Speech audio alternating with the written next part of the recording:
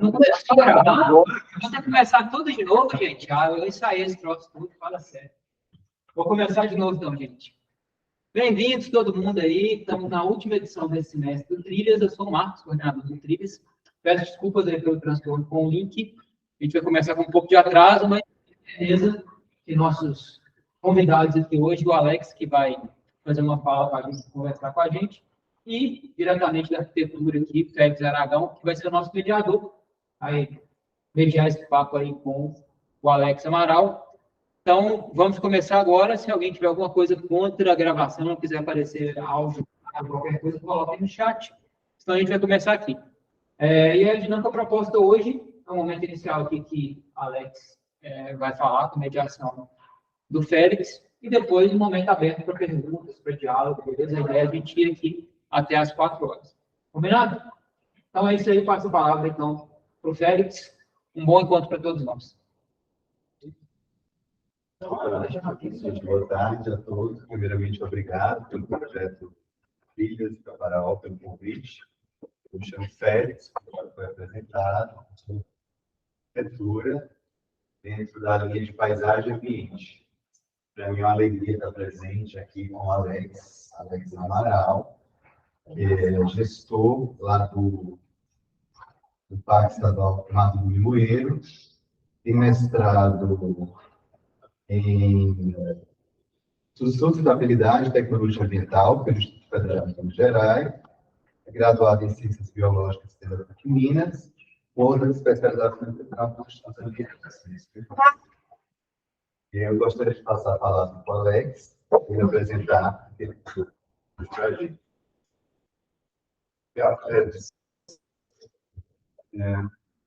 Pessoal, principalmente o pessoal que está online, eu vou pedir para sinalizar, indicar se eu estou falando em um tom que está dando para ouvir, por favor. Tá? Só para não ficar baixo demais. O microfone está um pouco para cá, eu vou ficar um pouco distante dele. Queria agradecer ao Trilhas do Caparaó pelo convite, em estar aqui, em ter a oportunidade de falar sobre unidades de conservação, e agora trazendo esse campo dentro da minha fala, dentro das minhas apresentações do lazer, e que está sendo muito enriquecedor, muito desafiador, e já quero registrar também o obrigado a todos que estão aqui, de forma presencial também. Alguns já participaram de projetos do parque, outros colegas, amigos, de tudo, e a todos, de uma forma geral. Obrigado. Bom? Às vezes eu costumo falar rápido ou para alguma coisa, às vezes, algum termo que não seja comum ou de fácil entendimento, pode mandar no chat, que no momento, na oportunidade que tiver, eu dou uma paradinha, ou no final eu falo e explico melhor. Tá certo? Então, eu vou falar um pouco, então, sobre lazer e unidades de conservação, com foco no Parque Estadual Mato do Limoeiro, no programa que a gente tem chamado Programa Limoeiro em Ação. Vamos lá, então. Antes de tudo, então, antes de iniciar essa viagem que a gente vai fazer, vamos dizer assim, eu quero falar um pouco sobre o conceito de unidade de conservação, né? É bom a gente entender.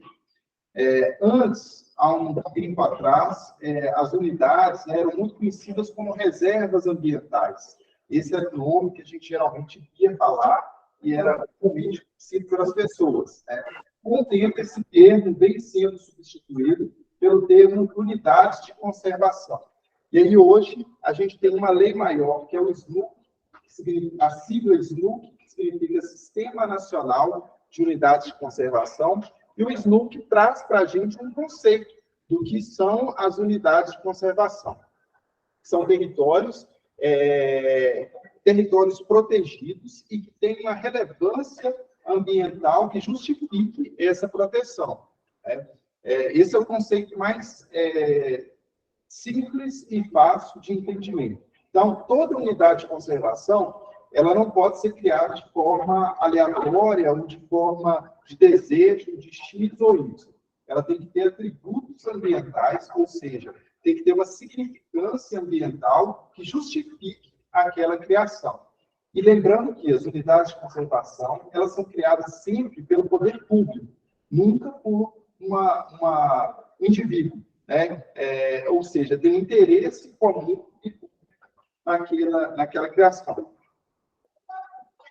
E aí, pegando um pouco desse histórico de como surgiu, onde surgiu, as unidades de conservação no nosso país, elas tiveram um histórico de criação um pouco tardio, se pensarmos assim, em relação a outros países. A primeira unidade que foi criada, o Parque Nacional de Yellowstone, nos Estados Unidos, em 1872. No Brasil, o primeiro parque, que é o Parque Nacional de Itatiaia, foi criado em 1937. Então, mais de 60 anos depois da criação do primeiro parque no mundo, que foi criado o primeiro parque nacional aqui, né, no Brasil. E muitas pessoas ainda pensam, se foi criado, não, mas o cenário era diferente, o contexto histórico era diferente, mas temos também outros países, como, por exemplo, a própria Argentina, que é nossa vizinha, nossos irmãos aqui, que uma unidade de conservação, a primeira foi criada lá em 1903. Então, ou seja, 30 e poucos anos depois que aconteceu a primeira criação de unidade no Brasil. Então, de certa forma, foi um processo, em comparação, nesse momento histórico, em comparação com outros países, foi um processo tardio. Então, e como eu disse, o SNUC. O SNUC, então, é recente, ele é extremamente novo, e foi ele que ordenou.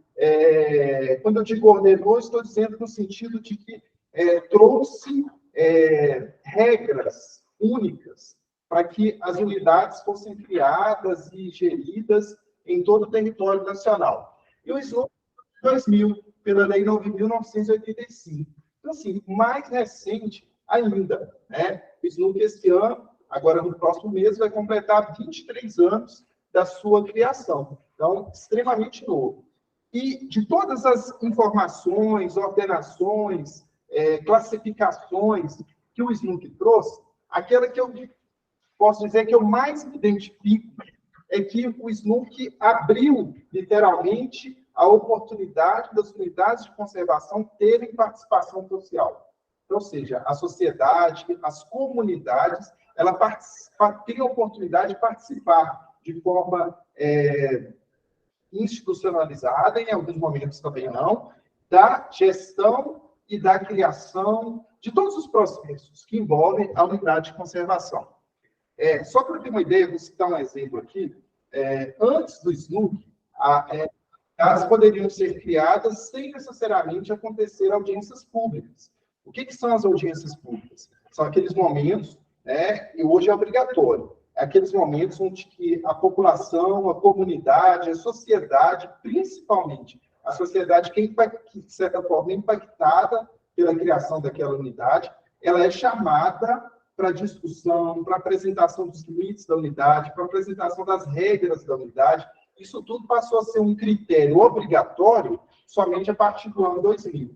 Antes de 2000, poderia acontecer, mas não era obrigatório. Em muitas unidades, para não dizer a maioria, antes de 2000, esse processo não aconteceu, que foram as audiências públicas. Tem alguns fatos muito curiosos, por exemplo. Tem parques que foram delimitados, ou seja, unidades de conservação, foram delimitados, ou seja, os seus limites físicos foram riscados, digamos assim, foram definidos no computador do técnico que fez aquele mapa. E aqui, alguns casos que o técnico, às vezes, passava o limite da unidade no meio da casa do morador. Então, a cozinha estava dentro da unidade, a sala fora da unidade. Então, fatos assim já aconteceram e agora tem um critério mais minucioso de discussão para que isso não aconteça mais. Mas já foram casos que aconteceram.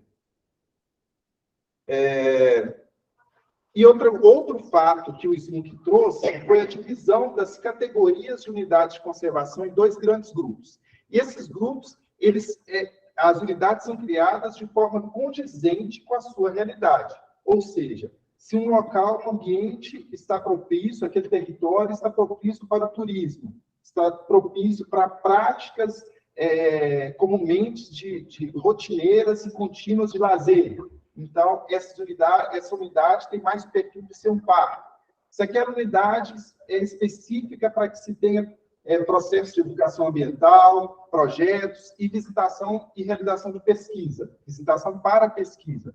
Aí se enquadra com outra categoria de unidade de conservação. Então, o SNUC trouxe isso tudo mais bem organizado, mais bem explicado para que todas as instituições e o poder público, né, que é quem cria a unidade de conservação, é o poder público, para que ele possa compreender e dar sequência a esse processo. Então, as unidades de conservação, como eu disse, elas estão em dois grandes grupos. O primeiro é que é proteção integral, onde as unidades têm uma maior, uma menor interferência humana. O que quer dizer essa interferência humana menor? É que os atributos que estão ali, eles são mais restritivos para certas atividades. Já as de uso sustentável, que é um grupo maior, essas unidades elas têm uma maior flexibilidade de atividades dentro delas. Inclusive, alguns empreendimentos podem acontecer dentro de unidades de uso sustentável. Eu digo empreendimentos de indústria, nesse sentido de fábricas mesmo, podem acontecer dentro de unidades sustentáveis. As de proteção integral, essa prática ela é mais restritiva. E aí, hoje, eu quero passar agora algumas imagens. Aliás, antes disso, focar em Minas Gerais. Eu queria passar um panorama um pouco do estado para vocês verem. Aliás, antes de falar um pouco do estado, eu trouxe esse slide, que é um slide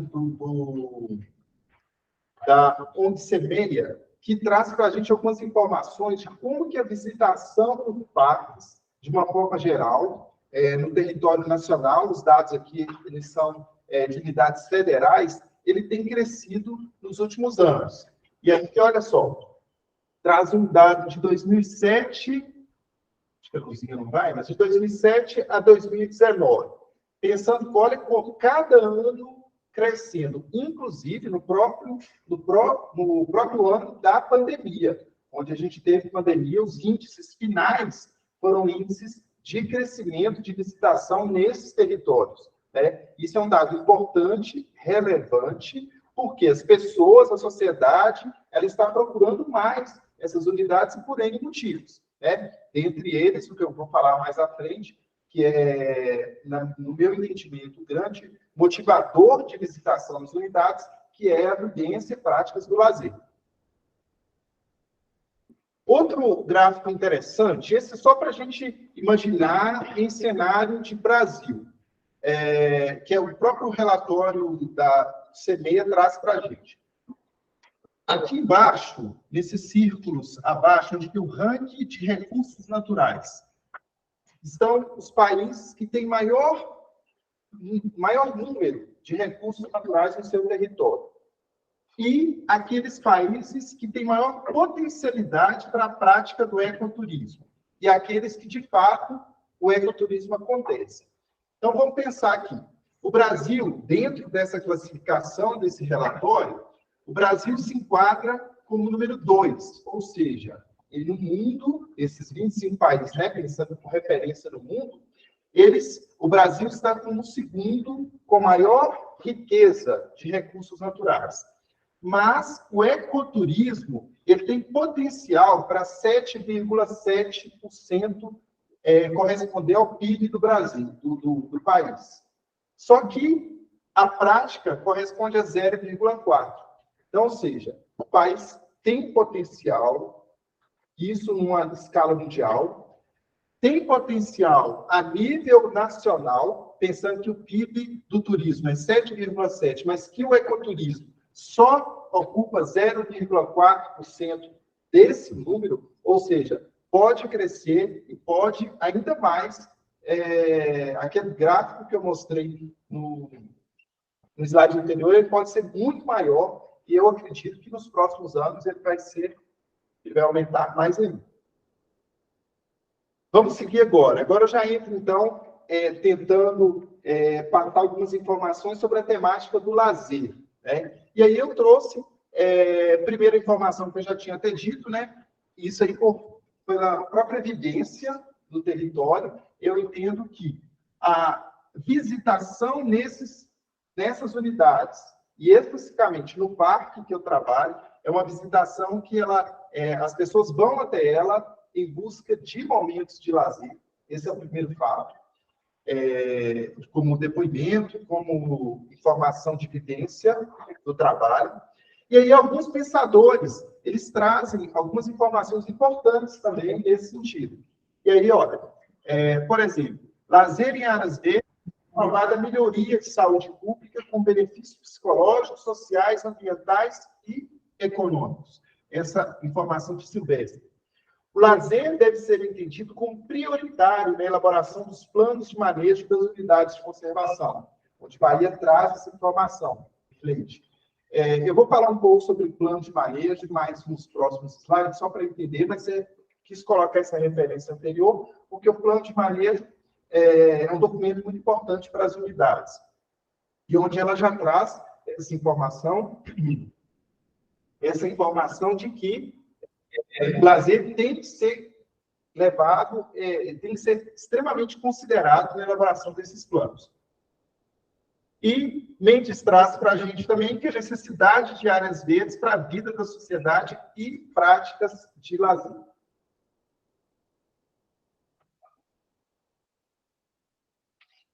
Então, vamos seguir. Agora, então, eu vou fazer um panorama das unidades de conservação estaduais, para vocês verem o quanto elas são diversificadas, o quanto elas se encontram em diferentes regiões do estado. E o meu foco agora, com fotos, principalmente, é mostrar as unidades estaduais. A gente sabe que a beleza do estado, dentro de unidades de conservação, rola o que eu vou mostrar aqui. Mas eu me tentei focar nas unidades estaduais, algumas. Então, a gestão das unidades de conservação estaduais, ela é feita pelo Instituto Estadual de Florestas, o IEF, a qual eu sou servidor. E hoje existem 95 unidades de conservação no estado. O SNUC, que eu já falei no início, no slide anterior, o SNUC ele traz que toda unidade deve ter um plano de manejo. O que é esse plano de manejo? Plano de manejo é um documento técnico, geralmente produzido por empresas de consultoria. Então, é um campo de trabalho grande para diversos profissionais, porque ele não tem que conter somente o olhar, por exemplo, de um biólogo, de um geógrafo. Ele tem que ter um olhar amplo, até porque a sociedade ela é diversificada. E esse plano de manejo, ele, imagina só, o SNUC traz o esqueleto da unidade. O plano de manejo vem completando esse esqueleto. Ou seja, cada unidade tem o seu plano de manejo. Eles não podem e não devem ser iguais. Cada unidade tem um atrativo diferente, tem um foco diferente. E aí é nesse momento que os planos de manejo vão definir as regras específicas de cada unidade de conservação. Pesquisa, as unidades hoje, elas são um grande campo para a realização de pesquisas. Hoje, geralmente, é um campo mais explorado pela área da área biológica, principalmente nos cursos de ciências biológicas ou engenharia ambiental. Mas as unidades oferecem diversas oportunidades para pesquisa em diversos campos. Por que isso? Porque ela envolve pessoas, ela envolve a sociedade. E aí, é um tema que eu quero focar um pouco mais no final, quando eu falava do programa de Moreira em Ação, mas aí vocês já vão plantando um pouco essa sementinha na cabeça, que as unidades não podem mais ser tratadas gerenciadas, administradas, de forma como se fosse uma redoma, sabe? Isolada. Porque antes pensava-se isso. Eu vou fechar essa unidade, como se fosse uma cápsula mesmo, fechar essa unidade, e aqui ela não vai sofrer. Meu objetivo é proteger plantas e a vegetação, a flora e a fauna. Ok. Sem dúvida, é um objetivo de criação das unidades. Só que tem formas muito mais eficazes do que essa. Uma das formas é envolver a sociedade. Porque hoje, qual que é a ameaça que a fauna ou a flora das unidades sofrem? Elas sofrem, a ameaça que elas sofrem por nós, seres humanos. Né? Então, uma forma de evitar com que ela não sofra é explicar para a sociedade e inserir a sociedade de entender o porquê que aquela unidade existe. Né? Porque antes, só ver a unidade distante, longe, não atrai as pessoas para que as pessoas compreendam. Então, é mais um território ocupado sem importância na minha vida. Então, eu preciso entender a importância dela e o impacto positivo, principalmente, que ela tem na minha vida. Para que isso, a partir disso, eu vou passar a defender e a participar das unidades de conservação. Elas têm um papel muito importante também na educação ambiental, que envolve todo esse processo de conscientização, e visitação, lazer e geração de renda. A visitação de trazer sociedade para esses espaços, para esses territórios. O lazer, que ele reflete em diversos campos da vida da pessoa, desde, como eu apresentei no conceito no slide anterior, para o psicológico, para a saúde da pessoa, esse contato com a natureza, esse contato com o ambiente. Por meio do lazer, ele reflete no bem-estar e desenvolvimento da sociedade, do ser humano. E a geração de renda, que também é um fator muito importante, principalmente para as comunidades do entorno dessas unidades, né? Que passam a viver relacionados ao turismo, às vezes com a produção de artesanato, às vezes com alimentação para essas pessoas que visitam as unidades, ter esse apoio das unidades de conservação. Então, assim, é uma rede onde as unidades estão relacionadas. E agora eu vou mostrar algumas fotos para vocês verem. Vou ficar até um pouco mais no canto aqui, o pessoal do auditório ver. E a gente vai falar sobre... eu tentei passar algumas imagens, umas fotos que geram impacto no sentido de beleza mesmo, porque, de fato, elas refletem o que o local é. Essa aqui é uma unidade de conservação, né? Como eu disse, são fotos de unidades estaduais. É o Monumento Natural Estadual Base do Lajeado de Serra do Raio, no município do Cerro. Eu já tive a oportunidade de gerenciar esse monumento por 3 anos, onde eu morei, né, no Cerro. E maravilhoso, com outro tipo de bioma. E é um local fenomenal. Aqui o Parque Estadual do Biribiri, que fica em Diamantina, também, né? Essa foto é uma cachoeira localizada dentro da unidade de conservação. Lembrando que as unidades não são só cachoeiras, não são só balneários. Então, aqui a gente tem, por exemplo, as grutas, né, que tem toda a questão histórica, e quando eu digo histórica, eu estou dizendo milenar. Né? No caso aqui da Gruta Rei do Mato, em Sete Lagoas, dentro de uma unidade estadual também. O Parque Estadual do Pico do Itambé, eu já tive a oportunidade de subir 2 vezes no topo dele. É uma experiência única de vivência, e hoje eu entendo como uma experiência de lazer, que eu acho que todos deveriam vivenciar em algum momento da vida. O Parque Estadual do Rio Doce, que é o primeiro parque criado no estado de Minas, então o primeiro parque estadual em 1944, e ele tem o maior remanescente de Mata Atlântica protegida do estado, inúmeras lagoas. O Monumento Natural Serra da Piedade, que é administrado pela Arquidiocese, né, pela igreja, mas é uma unidade de conservação estadual.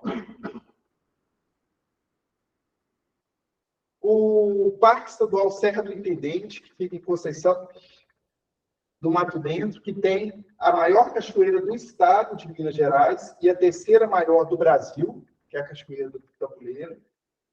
Também é uma experiência única de visitação. O Parque Estadual do Lapa Grande, que tem toda uma história também, principalmente relacionada a pinturas rupestres, está localizado em Montes Claros. Aqui eu já mudo de categoria. Eu falo da APA Águas Vertentes, que significa Área de Proteção Ambiental das Águas Vertentes, ou Águas Vertentes no Cerro também. Essa é a Cachoeira do Tempo Perdido. Aqui eu trago uma outra categoria de unidade de conservação, uma RPPN, onde eu quero falar um pouco sobre esse tipo de categoria. Hoje, acontece muito... Acontece que, às vezes, a vontade, a iniciativa privada em criar uma unidade de conservação. Como eu disse, as unidades são criadas pelo poder público, mas a iniciativa pode surgir de forma privada, né, do cidadão.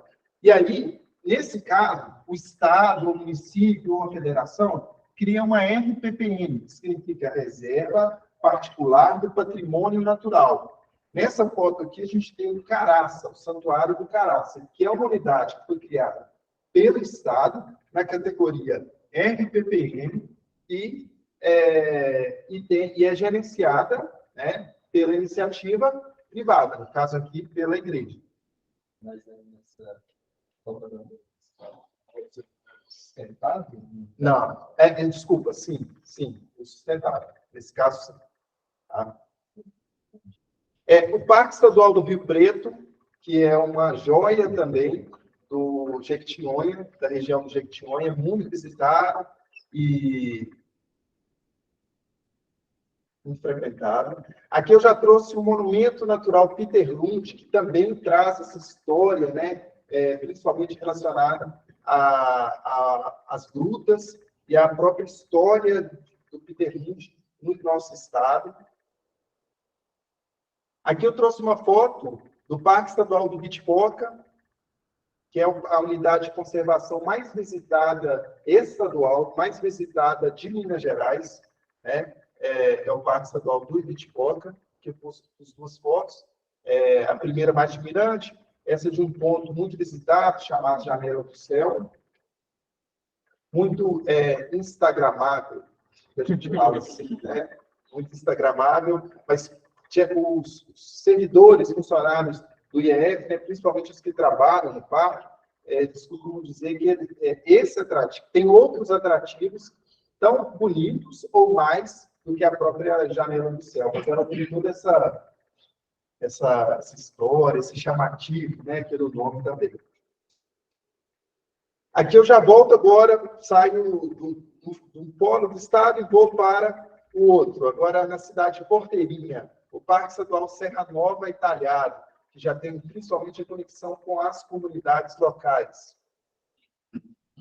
E aí chego no parque a qual eu trabalho, a qual gerencio. Agora, na próxima semana, vamos completar 10 anos. Então, assim, já tem um tempinho já que eu estou lá. E vou falar um pouco, já vou falar um pouco dos atrativos de lá e emendar um pouco também nos projetos, que é onde a gente mais se identifica e mais gosta de falar. Então, primeiro, aliás, antes eu mostrei uma cachoeira. Essa cachoeira é muito visitada no parque também, a Cachoeira do Derrubado. E elas têm esse nome porque a mata do parque, né? Ela foi vendida para a produção de carvão na década de 80. E aí houve um movimento da comunidade para impedir essa derrubada. E aí, nesse movimento, acharam essa cachoeira e fizeram referência à derrubada das árvores que iria acontecer, chamando de Cachoeira do Derrubado. Porque foi aquele momento que a comunidade passou a adentrar para dentro da mata. Né? Então, é a partir desse momento que acharam a cachoeira. Mirantes, dentro da unidade, né? Isso é comum em várias unidades, tem toda essa questão também de vivência, como eu tinha dito. E aí, mais à frente, eu vou falar principalmente dos símbolos que alguns mirantes trazem. E aí, eu trago agora uma outra questão que é muito importante que seja dito também. A conexão da unidade com o entorno. Essas fotos aqui são fotos de atrativos localizados no entorno do parque, porque eu quero dizer o seguinte, da unidade do Parque Estadual Mato Grosso, eu consegui um pouco mais aprofundar, mas dizer o seguinte, as unidades, o seu entorno, ele é rico de diversas formas. Por atrativos naturais, no caso aqui é Cachoeira Alba, Cachoeira do Patrocínio Amaro, Cachoeira dos Cristais, que também é um atrativo muito visitado no entorno do parque. E aí, como eu disse, o entorno ele é muito rico e ele não pode ser jamais esquecido quando se fala de unidade de conservação. Por aí, no final, quando terminar aqui a minha fala, vocês vão pensar como que é complexo, tanta coisa que envolve uma unidade de conservação. E aí, quando a gente fala de entorno, nós não podemos esquecer das manifestações culturais que existem no entorno, e essas manifestações trazem vivências de lazer, trazem conhecimento, enriquecem nosso contexto, nosso conhecimento mesmo. Isso envolve as tradições, como eu disse, aqui no caso, especificamente, as lavadeiras de Ipoema e o congado, as práticas religiosas que também acontecem nas comunidades do entorno dessas unidades, que são extremamente ricas em tudo isso que eu tinha dito. E coloquei uma foto aqui, fiz questão de colocar uma bem interiorana mesmo, ligada à gastronomia. Que a gastronomia do interior também é um diferencial e acontece muito no entorno dessas unidades de conservação. Agora, então, eu faço um gancho com o Parque Estadual, né? Já comecei a falar do Parque Estadual Mato do Limoeiro, mas vou fazer um gancho no Limoeiro em Ação para vocês se localizarem, se situarem melhor. E nesse sentido, hoje o parque tem um programa chamado Programa Limoeiro em Ação. Como que surgiu essa iniciativa de ter esse programa? A gente fazia diversos projetos, nós realizávamos, e aí a gente percebeu que estavam soltos os projetos, que precisavam ser organizados em um programa.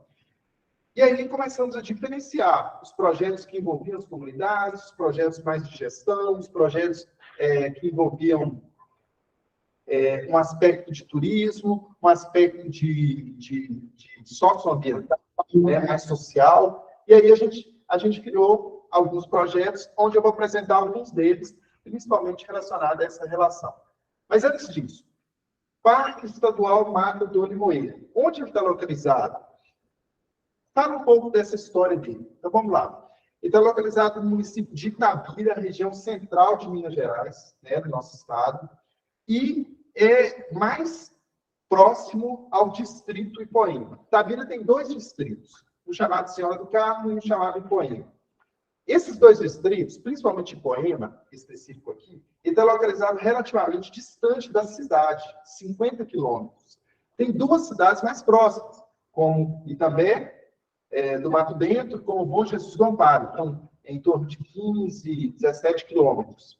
Itabira está a 50 quilômetros, mas é a cidade maior. E a cidade a qual pertence Ipoema. Ipoema, vamos falar um pouco de Itabira. Qual o significado maior turístico de lazer, de desenvolvimento de Itabira que existe? A gente sabe que Itabira é uma cidade que ela se originou, que ela se desenvolveu muito pela chegada dos processos de mineração, a prática da mineração. E Ipoema, e também ela é muito, ou deveria ser, muito conhecida por um dos nossos maiores poetas, que é mineiro, Carlos Drummond de Andrade, que é itabirano, que viveu em Itabira. E aí, agora, voltando para Ipoema. Ipoema tem um museu, aliás, tem 2 museus. Um deles é o Museu da Farmácia e o outro é o Museu do Tropeiro. Ou seja, aquela pegada turística ligada ao tropeirismo já acontece em Ipoema, e onde tem uma roda de viola, que acontece algumas luas cheias no ano. Geralmente 6, 7 vezes no ano acontece sempre a lua cheia. Por que eu mais gosto desse evento? Por que eu mais gosto dele? Eu mais gosto porque é um evento relacionado à prática de lazer e popular. Por que ele é popular? Porque ele acontece na praça, acontece na rua. Fecha a rua, põe as mesas. Tem que reservar a mesa. Não, é quem chegar primeiro ali, já pega a sua mesa, já se acomoda, e tem os palcos, tem um palco com apresentação cultural. Então, isso me chama mais a atenção, pelo caráter popular do evento. E aí, um pouco da história da Mata do Limoeiro, que eu já tinha falado, da derrubada dela, e em 2011 que foi criado um parque. Então, um parque extremamente novo. Nesse ano, ele completou 12 anos de criação. É um parque muito novo no estado. E aí, agora eu vou falar de alguns projetos, e esses projetos sempre pensando a forma com que eu possa participar, com que eu possa inteirar, com que eu possa vivenciar a unidade de conservação. E aí eu vou começar a falar do Ecofolia, que é um projeto que a gente começou realizando no Carnaval, e agora ele já é realizado uma semana antes do Carnaval. No próximo ano, a gente vai fazer a 10ª edição do projeto. Então, é um projeto que já está bastante tempo. Só não aconteceu em 2021, em virtude da pandemia. A gente estava com algumas restrições e não conseguimos realizá-lo. Mas é um evento que ele tem uma programação de 4 dias. E é um evento onde os participantes fazem a inscrição, ficam no parque, e aí lá a gente participa dessas atividades e, principalmente, a gente vai com esse participante para as comunidades. Permite essa vivência com as comunidades, né? Que é extremamente enriquecedor. E qual que é o nosso público-alvo? Nosso público, geralmente, a maior parte dele, são estudantes universitários, que fazem a inscrição, vão até o parque e participam conosco. Aqui mais algumas fotos, aí já selecionei realmente algumas fotos assim, das vivências mesmo, de como que esse projeto fortalece o parque de conexão com as pessoas, de conexão com a academia, que é muito importante. Hoje aqui a gente tem alguns participantes do Ecofolia que vieram, que ficaram sabendo pela rede social do parque desse momento e vieram aqui prestigiar. Já deixo agradecimento ao Will e ao Jonas, que estão aqui conosco. E aí participaram, os dois participaram da edição desse ano. E aí é essa forma de conexão e trazer a academia também para a unidade de conservação. Eu tenho certeza que os que participaram aqui saíram com um pedacinho do parque na sua cabeça, no seu coração, e levaram para o curso onde eles estão. Essa foto é uma foto muito emblemática para mim, essa terceira foto, porque o nosso tema desse ano do Ecofolia foi saberes tradicionais. Então, a gente pôde convidar algumas lideranças locais das comunidades para vir falar um pouco sobre a prática, o que eles vivenciam, sobre o dia a dia deles, e principalmente essa relação das práticas com a unidade de conservação. E tem um outro significado para nós do parque.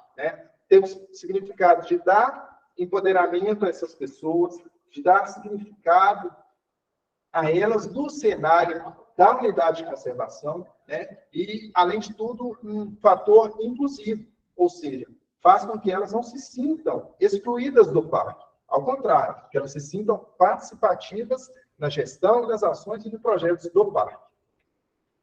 Aqui é o Passaporte Limoeiro. Na verdade, se chama Passaporte Mata do Limoeiro e as 7 Maravilhas do Entorno. A gente entender, num cenário de pandemia, pensamos, precisamos incentivar a visitação do parque e a visitação no entorno do parque, sem ver o parque de forma isolada, que é pensamento. E a gente criou um passaporte, onde as pessoas visitam o parque, ganham, é de distribuição gratuita, e a cada atrativo que as pessoas visitam, do 7 e o parque, eles recebem um carimbo específico de visitação. Então, é uma forma que as pessoas têm se sentem entusiasmadas a visitar todos os que estão no passaporte. Isso faz gerar renda, porque alguns dos entornos do parque são atrativos privados, E faz com que muitos, às vezes, viam no parque e não iam em outro atrativo, ou iam no entorno e não iam no parque. Aí agora o passaporte tem que dar um gás para que o visitante visite todos em cadeia. E ele não consegue fazer essa visitação em um dia só. Então, precisa voltar 2, 3, 4 dias para ter todos os atrativos. E cada atrativo tem um carimbo específico. Então, é importante também. E aí, pegando o embalo nessa questão, a gente criou, pegando outro público, que foi aquele público amante da observação de aves. Eu não sou ornitólogo, mas que é o profissional, né, que faz a observação, que trabalha com observação de aves. Mas eu converso muito com os que são.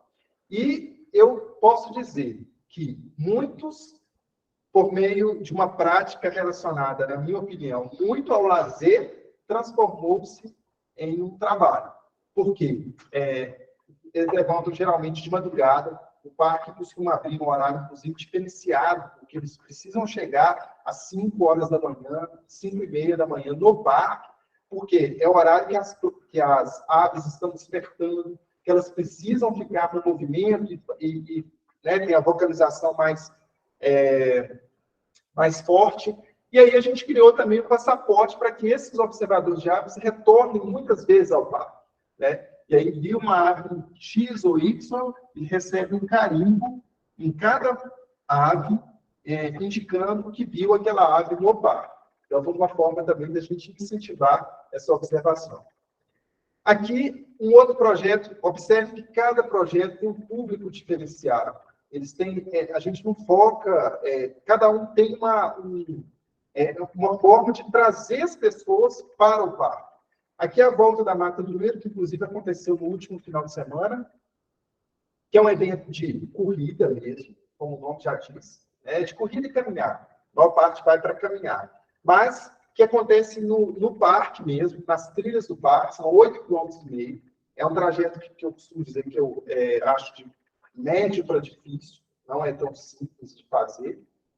Mas o mais importante disso, às vezes, não é chegar em primeiro, chegar em segundo, é trazer essas pessoas para caminhar no parque, para percorrer as trilhas do parque. E aí, o que chama muito a minha atenção é que cada edição, esse ano a gente fez a 7ª edição. Cada edição, os troféus e as medalhas, elas são estilizadas, digamos assim, com um animal da fauna do parque. Essa aqui foi da 5ª edição, que foi a onça-parda. Esse ano a gente teve o lobo-guará, que inclusive os animais, o que estampam os troféus e medalhas, eles são escolhidos por meio de votação com as pessoas nas redes sociais do parque. Então, assim, é uma forma mais participativa também. E a gente trabalha a educação ambiental nesses dias sobre a ecologia desses animais. Uma foto da sede do parque, ponto do evento, agora o último. Agora vamos falar de nosso público, comunidades. Então, cinema no parque. Foi uma forma que a gente incluiu de levar entretenimento, levar diversão, lazer para as comunidades do entorno. Ou seja, a gente faz um evento de cinema, onde o parque hoje tem uma van, que a gente conseguiu. A van do parque busca essas pessoas nas comunidades, leva para o parque e a gente faz uma exibição de um filme. Tá? E aí, esse filme, nem sempre ele precisa, aliás, para falar a verdade, ele nunca foi da temática específica ambiental. Porque o nosso objetivo não é levar as comunidades e chegar lá, especificamente, falar do parque, falar de questões ambientais. Não é esse o nosso objetivo. Nosso objetivo é trazer essas comunidades para o parque, independente do motivo, nesse sentido. E a gente coloca, geralmente, um filme de comédia, porque tem outro significado. Tem um significado de um local de lazer e de pertencimento deles. Quando a gente passou a fazer projetos como esse, situações, por exemplo, de depredação com o patrimônio do parque. Quando eu digo depredação, eu não estou falando da estrutura física do prédio do parque. Às vezes pode ser arrebentou uma cerca, do entorno do limite do parque, para soltar um boi ali dentro. Outra atividade nesse sentido que atingiria o patrimônio do parque, a gente teve uma redução intensa. Por quê? A comunidade passou a vivenciar os momentos do parque, né? Dá um trabalho, mas é muito importante para nós esse tipo de atividade. Tá? Esse ano a gente já fez 2 edições, vamos fazer mais uma agora. Esse é um projeto também que eu alinho ele também com o lazer. Por quê? Vou explicar para vocês. Chama Bichos do Limoeiro. Por que eu entendo? O nosso público-alvo deles são crianças. Crianças, aliás, eu falo crianças, mas eu adoro esse jogo. Tá? Mas por que eu público criança? Quando a gente chega para falar com crianças, o que vocês gostam de fazer? Criança. O que a criança vai falar? Eu gosto de brincar. Né? É o normal, a criança gostar de brincar. Né? E aí, a gente chegou nas escolas do entorno do parque, falou, vamos falar hoje do parque. Que bicho que tem no parque? Aí as crianças, algumas, né, destacaram. Tem leão. Tem girafa.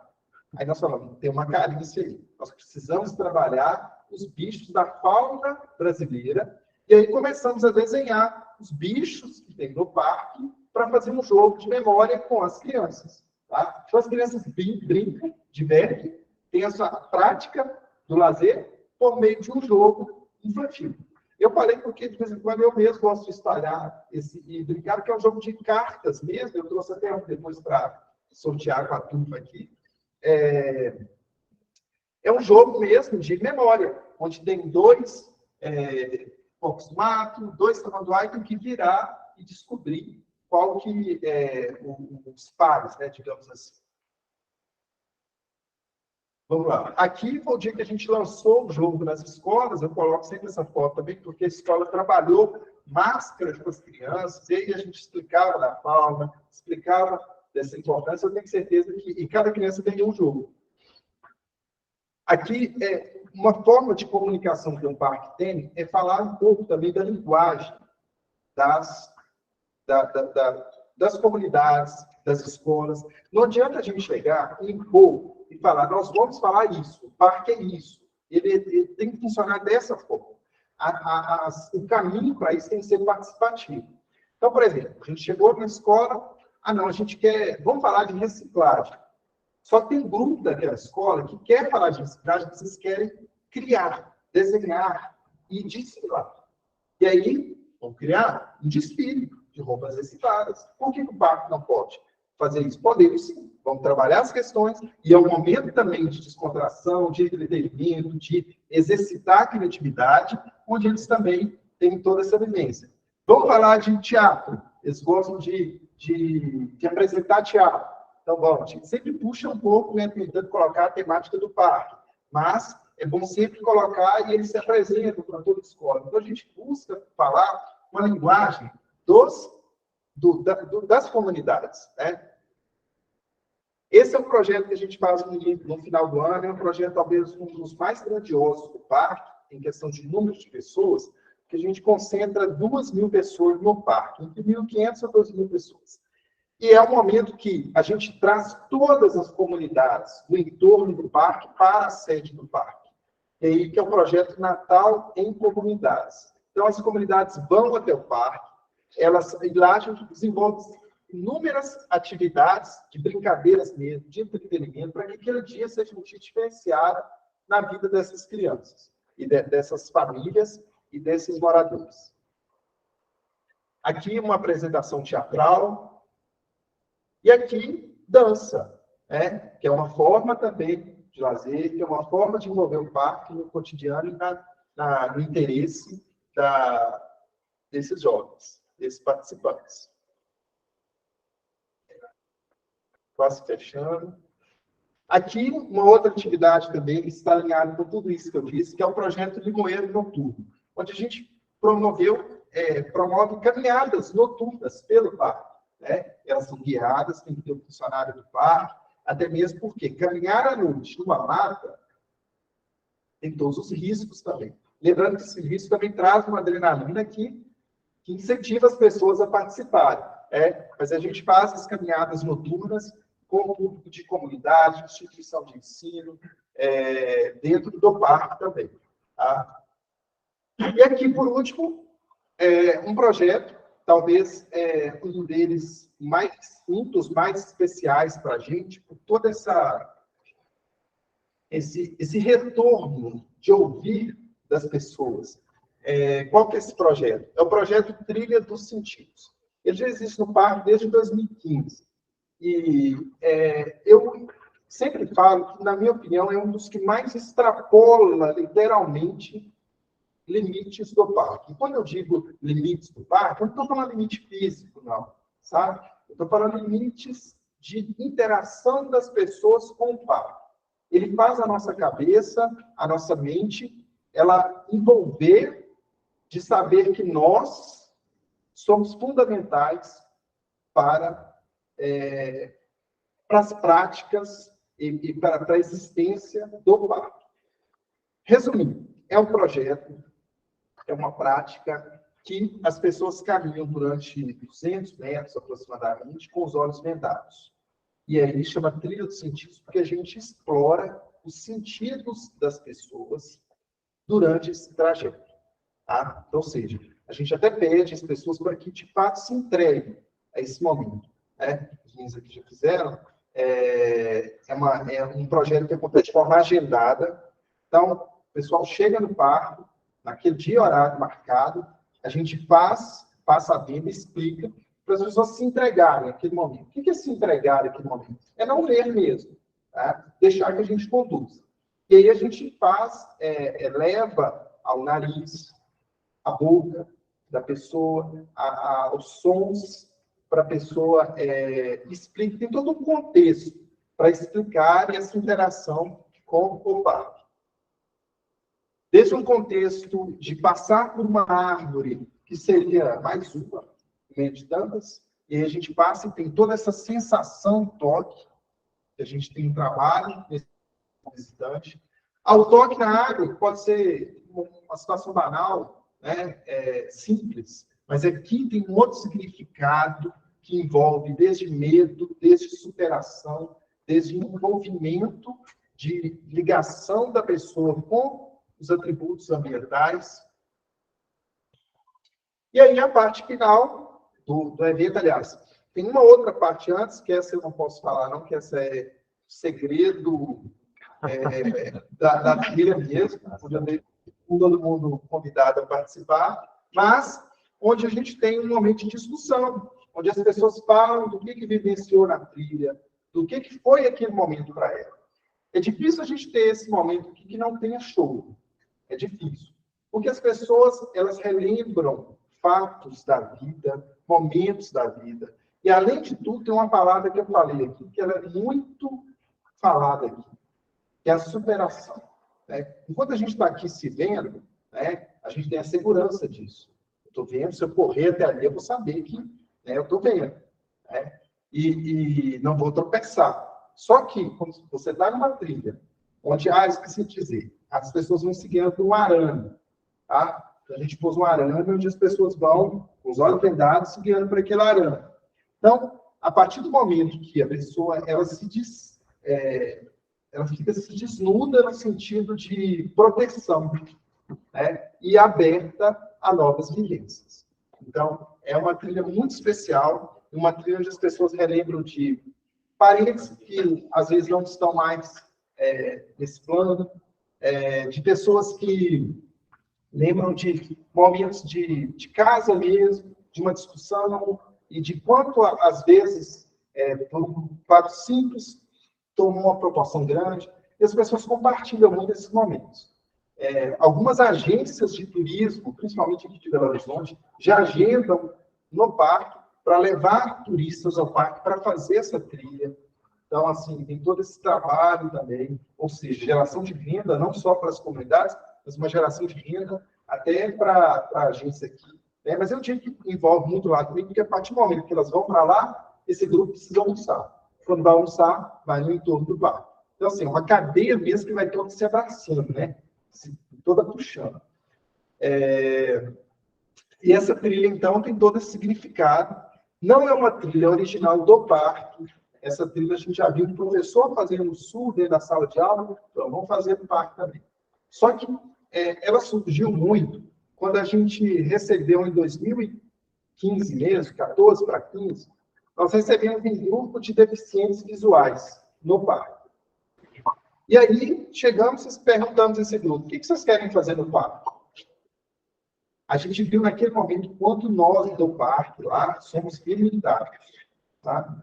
Então, assim, eles queriam ir para a cachoeira, para chegar na cachoeira tem uma caminhada de 40, 50 minutos, 1 hora. Como que a gente vai fazer com esse grupo? E foi uma aula para todos nós funcionários do parque. Sabe? Uma aula mesmo que deram para a gente. E a gente passou. A partir daquele momento, a gente pensou, nós temos que propiciar de outra forma, né? Não com esse grupo, mas de outra forma, esse momento de exercitar os sentidos para outras pessoas. E a conexão ali com o parque, ela se torna muito mais forte. Depois, no final, sobre os meninos que fizeram a trilha, fizeram um cumprimento também, falar um pouco sobre ela. Eu acho que dá para dentro do tempo, tá tranquilo. Bom, e aí, né, reforçar que agora em julho, por ser um mês de férias, né, a gente vai realizar a trilha em todos os sábados do mês, tá? E todas essas informações aqui tem na rede social do parque, que aliás, tem um outro slide, que são as redes do Instagram, Facebook, e agora a gente tem o WhatsApp. Uma outra forma, para fechar mesmo agora, a gente criou um projeto chamado Limoeiros. Esse projeto é criar mesmo locais instagramáveis dentro da sede do parque, com uma plaquinha, com uma sala de exposição, com uma vivência de uma casa interiorana, né?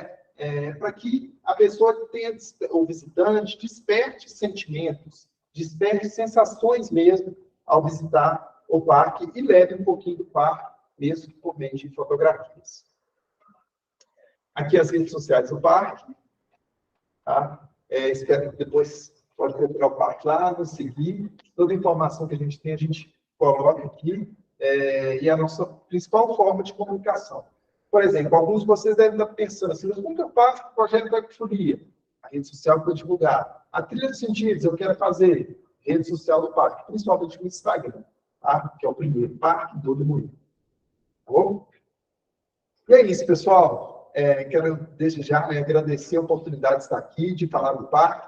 Agradecer principalmente a Cris, a Maria Cristina, pela oportunidade, convite, né, dela e do Luiz, por estar aqui, e do Marcos, isso mesmo. E a todo mundo do Caparaó.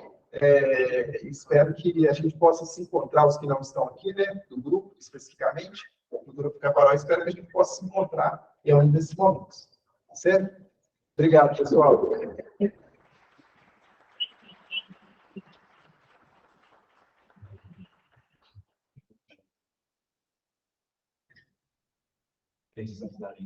Continuidade. Deixa eu só. Eu acho que. Será que a pessoa consegue. Vamos sentar mais. Puxar mesmo um pouquinho. Você não vai mostrar mais nenhuma coisa. Não. Tá bom. Você quer Tem que ser na mesa, né? Então. Fica mais perto, galera. Bom de bate-papo. Deixa eu aproveitar aqui a interrupção, galera. A gente tem uma lista de presente de avaliação do evento, né? Para quem está online, o Sérgio vai postar ali agora. E para quem está aqui, QR Codezinho, já acessa o Google Forms. Quem não tiver QR Code, eu tenho também o impresso.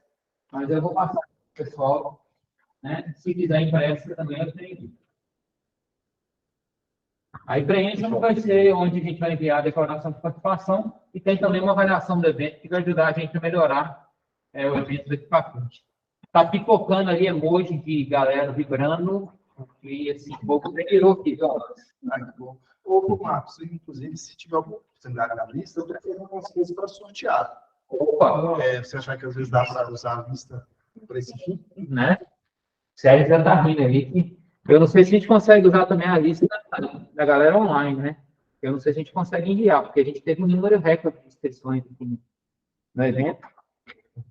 Aí a gente ainda não sabe se você fez a divulgação tão sensacional que a galera, né, empolgou, ou se o trilho está começando de fato a... Eu acho que é o Alex. Eu também acho que é o Alex. Eu acho que é o Alex e a temática. Eu também acho que o Alex está... O pessoal aqui não para, não, viu? Não está funcionando. Mas vou deixar o Félix começar a mediar, depois a gente vai aqui no chat, que tem várias mensagens no chat também. Lembrando que quem quiser perguntar também no microfone online, é só levantar a mão aqui que a gente também.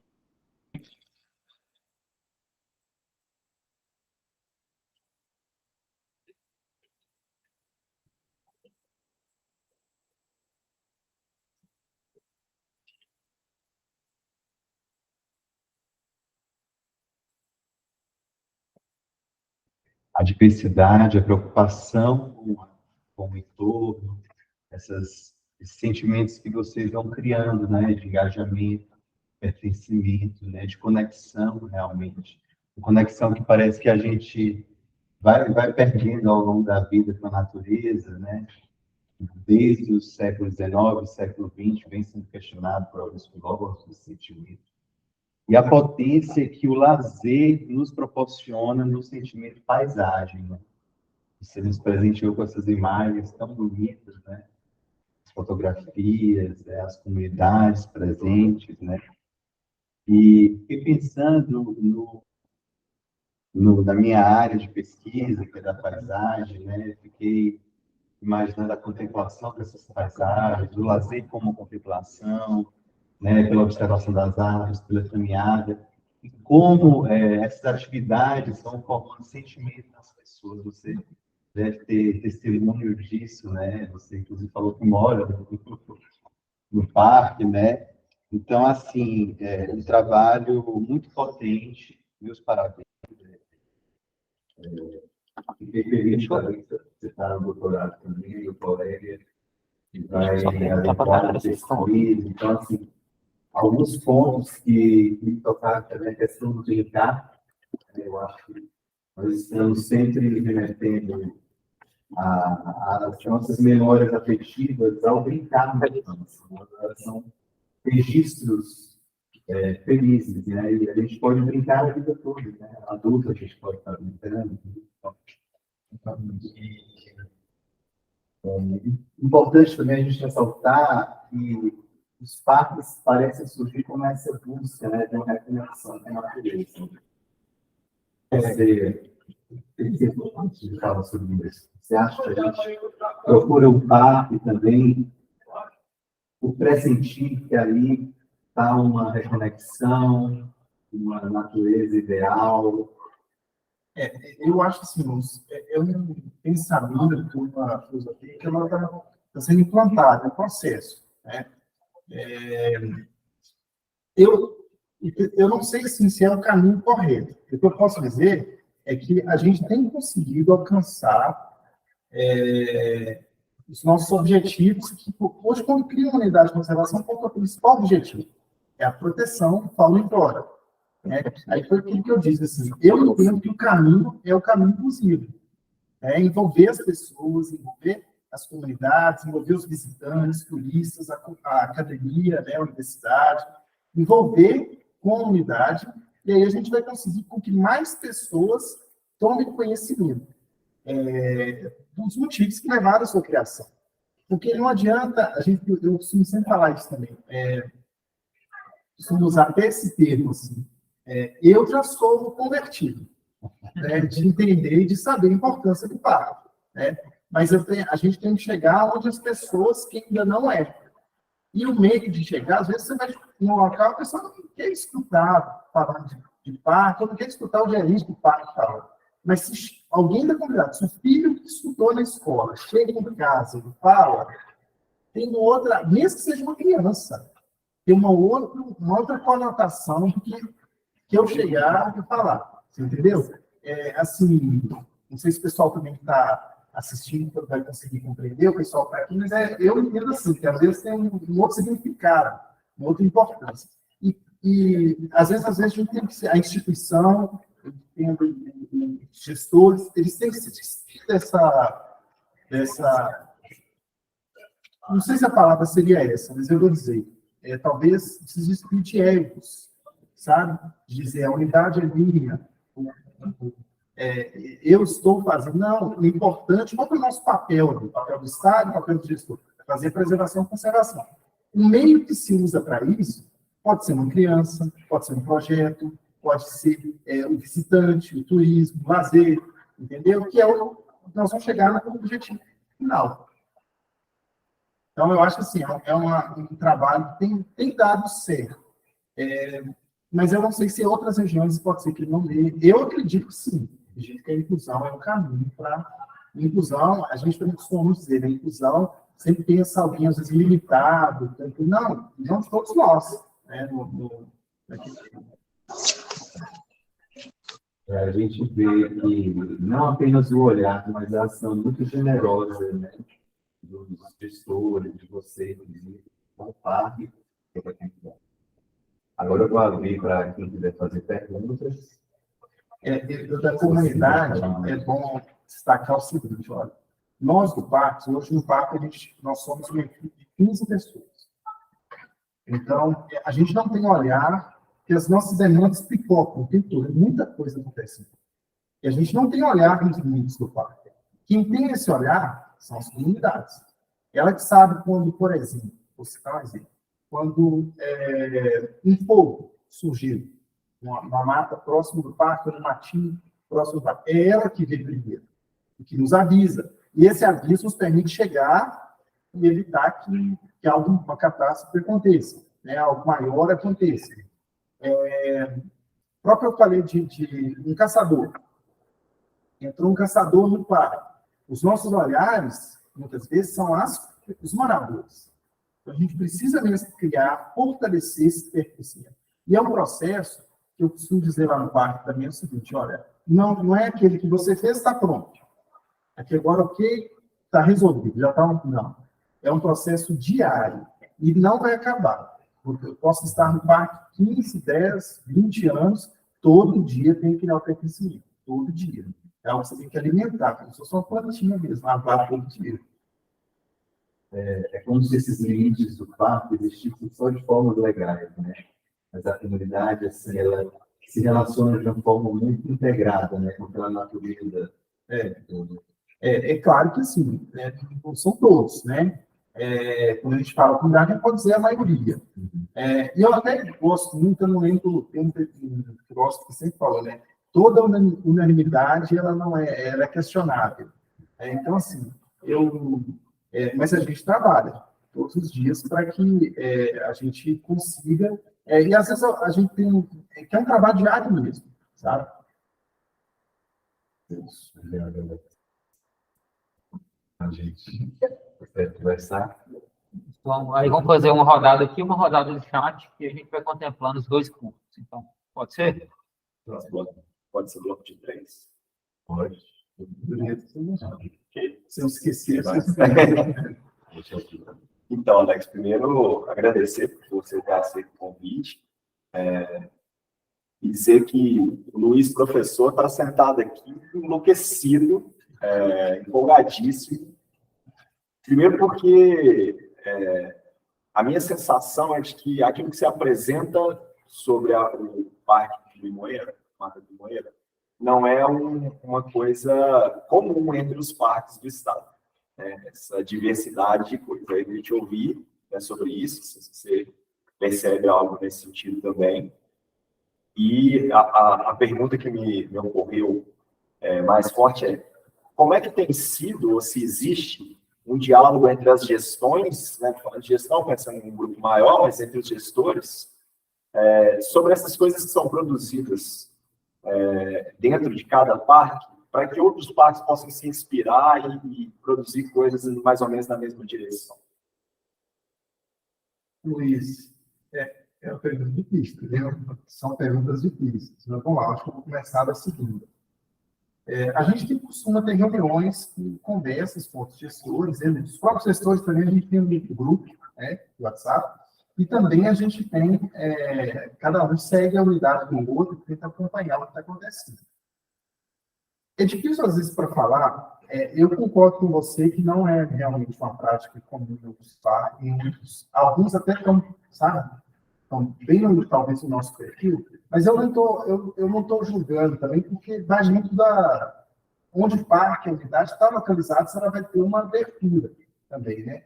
Se não tivesse abertura com a comunidade, com as instituições parceiras, eu entendo que o ideal é tentar não impor, mas encontrar uma forma de cavar essa abertura, né? No nosso caso aqui do Limoeiro, assim, a gente foi mais tranquilo, porque a comunidade estava aberta. Mas você imagina só, um parque onde não teve regularização fundiária, que é a compra das áreas pelo poder público, né?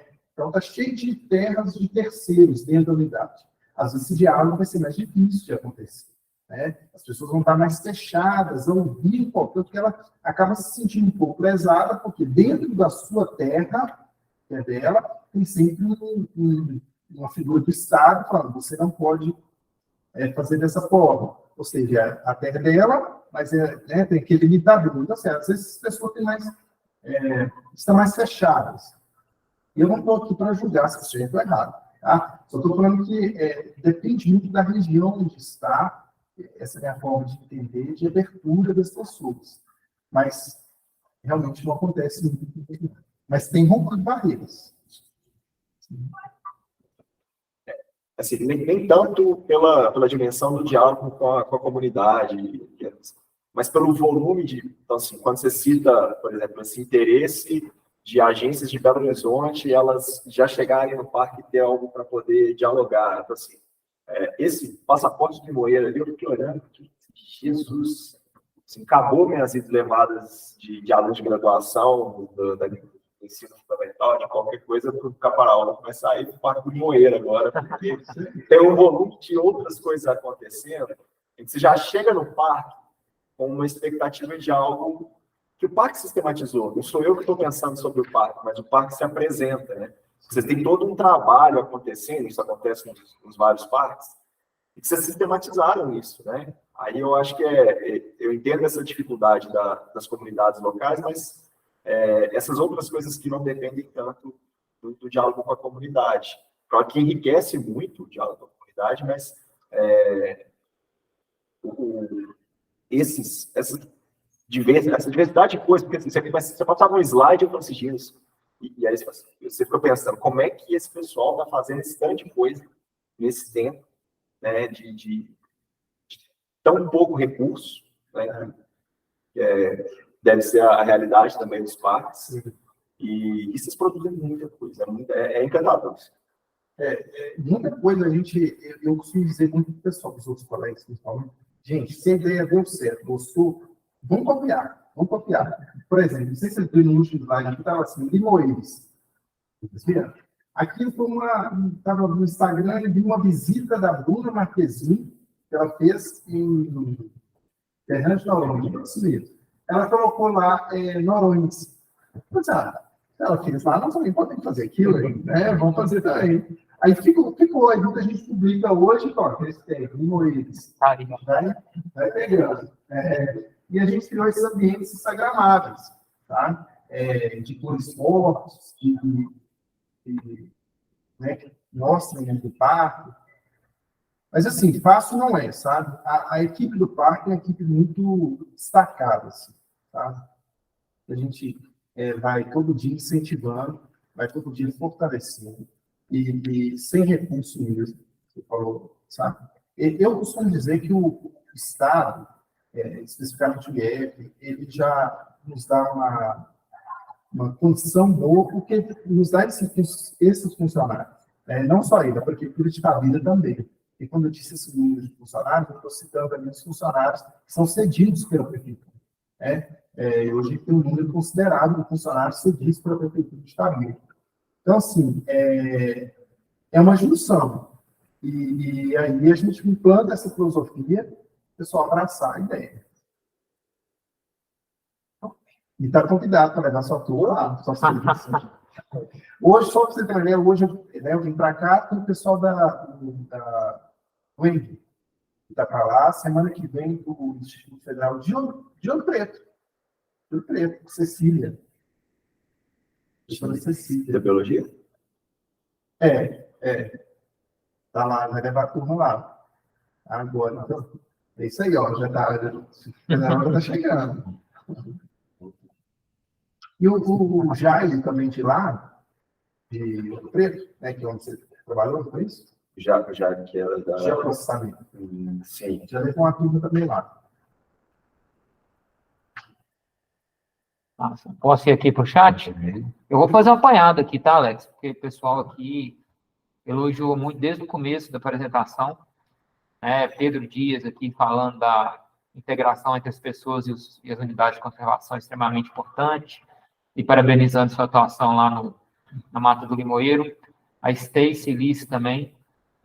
Quando nos vemos dentro das unidades de conservação como agentes ativos, muda nosso olhar para eles, e o Parque do Limoeiro foi fundamental para que tivesse essa virada de chave na vida dela. Ela fala que é o refúgio, o melhor lugar do mundo. Aí depois rolou uma discussão sobre a ecofolia, quando se apresentou a ecofolia.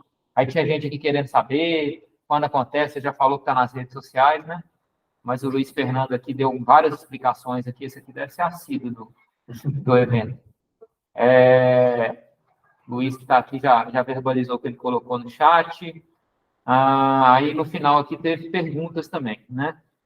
Bom, a Vitória Moraes também te parabenizou, participou da Ecofolia, pelo jeito estranho em bomba, né? A Paula te parabenizando, André Luiz. Aí vem aqui a Valéria perguntando se há alguma atividade para pessoas com deficiência no parque. E aí a Stacy até sugeriu que valeria uma trilha dos sentidos com uma versão adaptada, né, para pessoas com as diversas deficiências. O Fred Mendes aqui perguntou, além de mandar um artigo que tem sobre essa trilha, na RVBEA, colocou até o link no chat aqui. Queria saber de você, Alex, qual é a sua opinião, na sua opinião, a relação entre conservação, esporte e lazer? Então, são duas perguntas, a da Valéria e essa aqui do Fred. A Valéria foi sobre... Se tem alguma atividade para pessoas com deficiência no parque, específica para pessoas com deficiência. Eu preciso me perguntar hoje, a grande limitação, como gestor ou como figura do Estado, isso envolve até as estruturas físicas, que eu entendo da sede do parque, seja isso, inclusive, principalmente com pessoas com deficiência, somente locomotoras. Nossos espaços, infelizmente, ainda não são adaptados. Estou me referindo a banheiro, principalmente, né? E a pergunta é se existe alguma ação, né, nesse sentido. É isso, algum projeto? Isso. Pois é, o projeto a gente sempre tem aquelas trilha dos sentidos, tem os... acho que mais evidente é a trilha dos sentidos. Massa. Pois ótimo, bem lembrado. A cadeira Juliette nós vamos receber. O pessoal que talvez não conhece ainda, né, a cadeira Juliette é uma cadeira, né, que ela permite uma maior acessibilidade das pessoas aos atrativos naturais, das pessoas com deficiência, né? E aí, teve a segunda pergunta aqui, que é do Fred, que é qual é a sua opinião sobre a relação entre conservação, esporte e lazer? Se eu puder, eu quero conciliar a conservação com todos os campos possíveis. Como eu disse, o objetivo é focar na proteção, mas envolvendo as pessoas. Esse evento da Volta da Natureza é alinhado mais ao esporte. E aí, talvez uma das críticas que a gente mais sofra lá com relação a tudo que foi apresentado aqui é de que, mas isso vai ter um impacto nas trilhas, isso vai ter um impacto ambiental no local que foi criado para não ter impactos. Mas aí eu costumo dizer o seguinte, tudo na vida da gente tem impacto. O nosso respirar, a gente, de certa forma, o ambiente, nós temos que pôr impacto também. Então, assim, é um impacto que é importante para um resultado final, sabe? E um impacto necessário para que aconteça, para que a gente conscientize mais pessoas e envolva mais pessoas. Uma pergunta da plateia. Duas. Pode falar seu nome?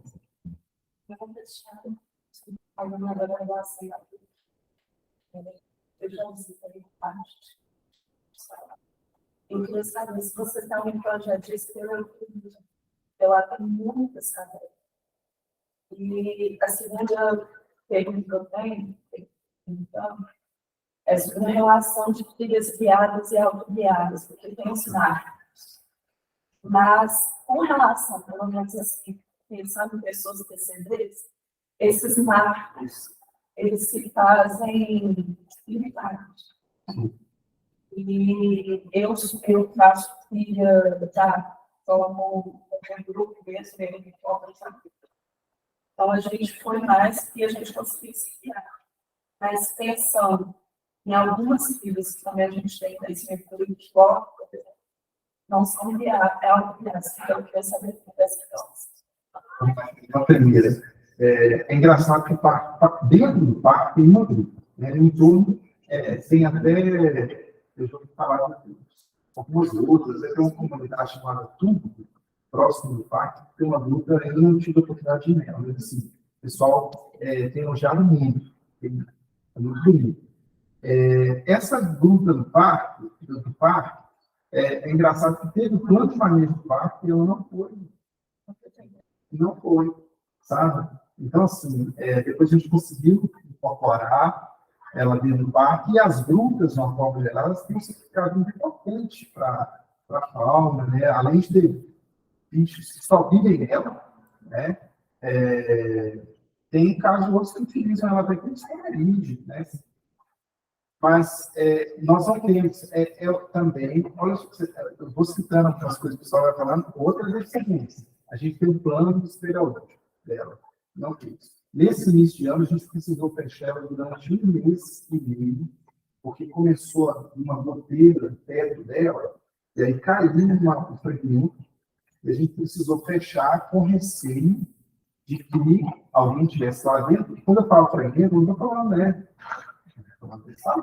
Aí na cabeça de uma pessoa, e aí a gente precisou fechar. E depois essa goteira até parou, secou, a gente teve um momento de chuva, de mais chuva, né?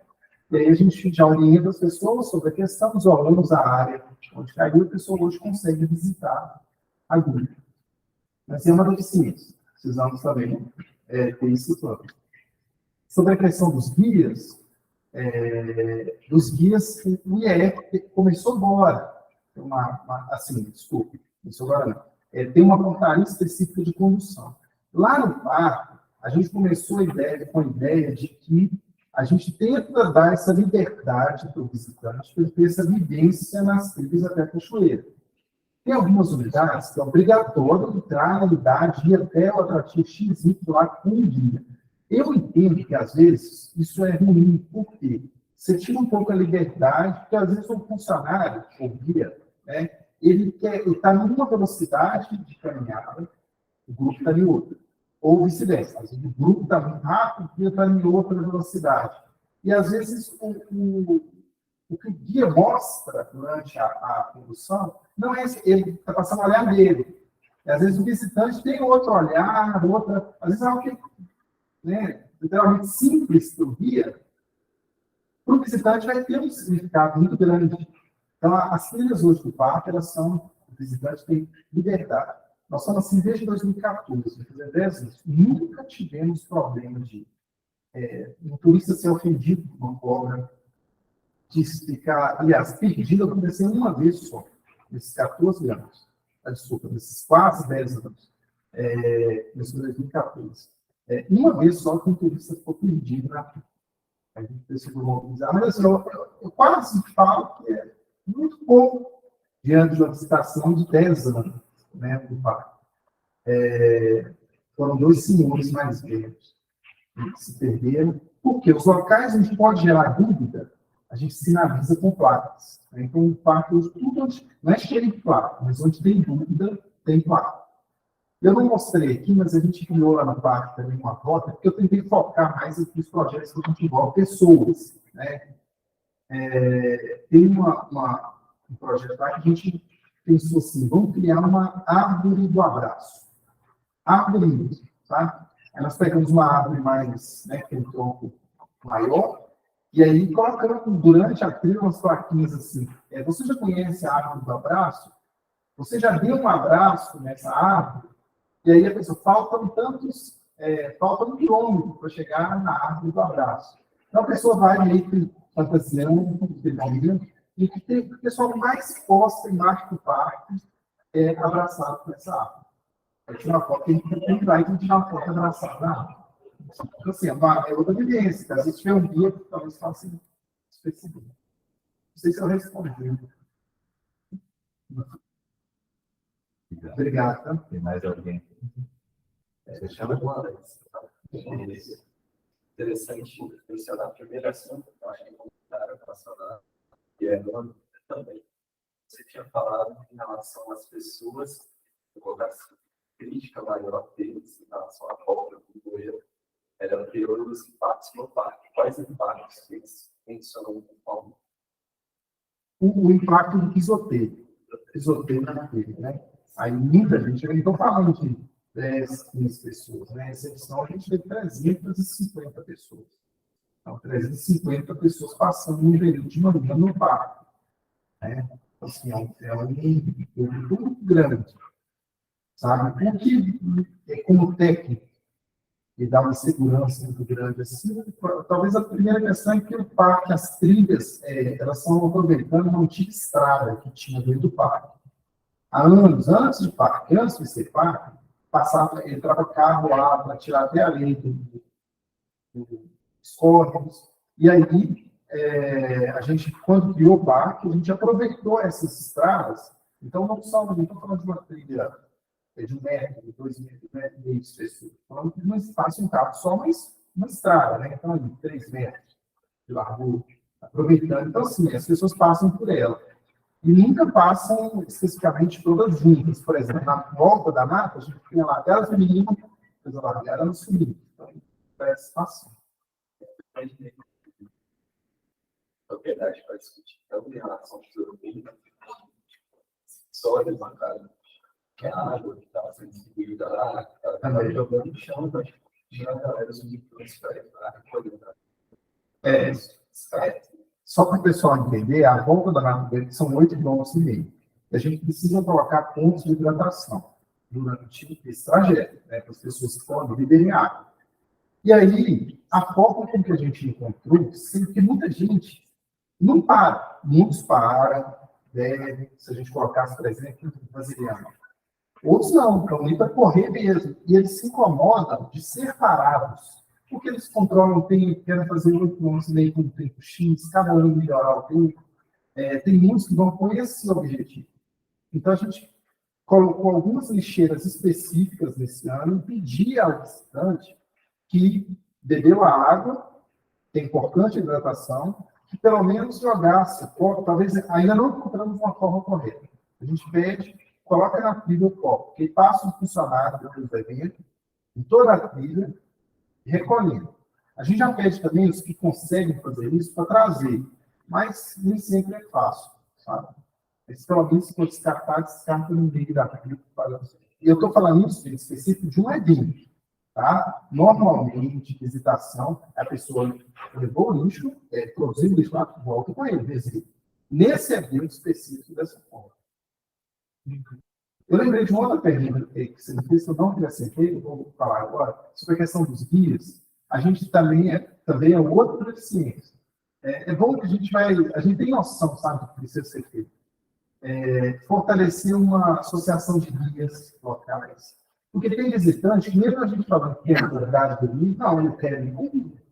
E está tudo certo, sabe? Aí a gente tem essa associação, esse grupo institucionalizado, organizado, a gente passa o telefone, essa pessoa liga para essa associação, contrata ela mesma em guia, esse guia espera o impacto e conduz lá.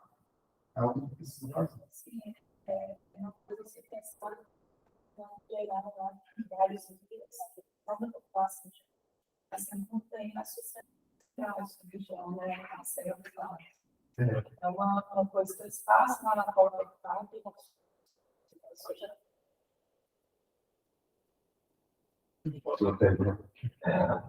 Eu sou curso de graduação em Ciências Ocidentais pela Conquista, e o que me chama a atenção do parque, nós estamos na própria disciplina, a gente trata com uma visão até crítica desse aspecto de unidades de conservação, da forma que foi criada, que em boa parte do tempo, nessa visão de segregando, um local preservado para o ser humano aqui, a interferência dele necessariamente vai ser negativa, vai causar impacto dessa forma.